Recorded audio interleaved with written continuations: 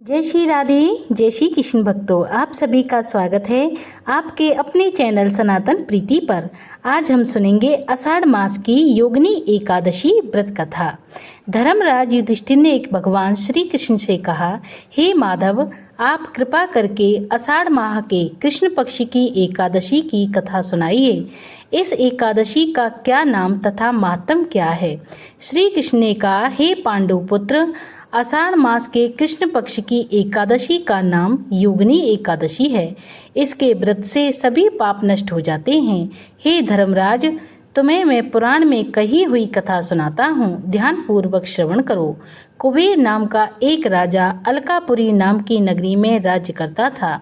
वह शिव भक्त था। उसका हेममाली नामक एक यक्ष सेवक था जो पूजा के लिए फूल लाया करता था। हेममाली की विशालाक्षी नाम की अति सुंदरी स्त्री थी।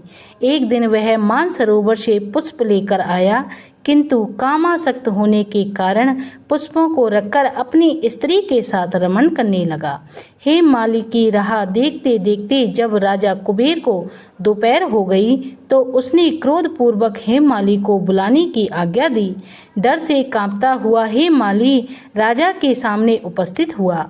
उसे देखकर राजा ने कहा, अरे अधम, तूने मेरे परम पूजनीय देवों के भी देव भगवान शिवजी का अपमान किया है। मैं तुझे शाप देता हूँ कि तू स्त्री के वियोग में तड़पे और मृत्युलोक में जाकर कोढ़ी का जीवन व्यतीत करे। कुबेर के शाप से वह तत्क्षण स्वर्ग से पृथ्वी पर आ गिरा और कोढ़ी हो गया। उसकी स्त्री भी उससे बिछड़ गई। मृत्युलोक में आकर उसने अनेक भयंकर कष्ट भोगे, किंतु शिवजी की कृपा से उसकी बुद्धि मलिन नहीं हुई। उसे पूर्व जन्म की भी सुध रही। अनेक कष्टों को भोगता हुआ तथा अपने पूर्व जन्म के कुकर्मों को याद करता हुआ वह हिमालय पर्वत की तरफ चल पड़ा। चलते चलते वह मार्कंडेय ऋषि के आश्रम में जा पहुंचा। वह ऋषि अत्यंत व्रत तपस्वी थे। ऋषि को देखकर हेममाली वहां गया और उन्हें प्रणाम करके उनके चरणों में गिर पड़ा।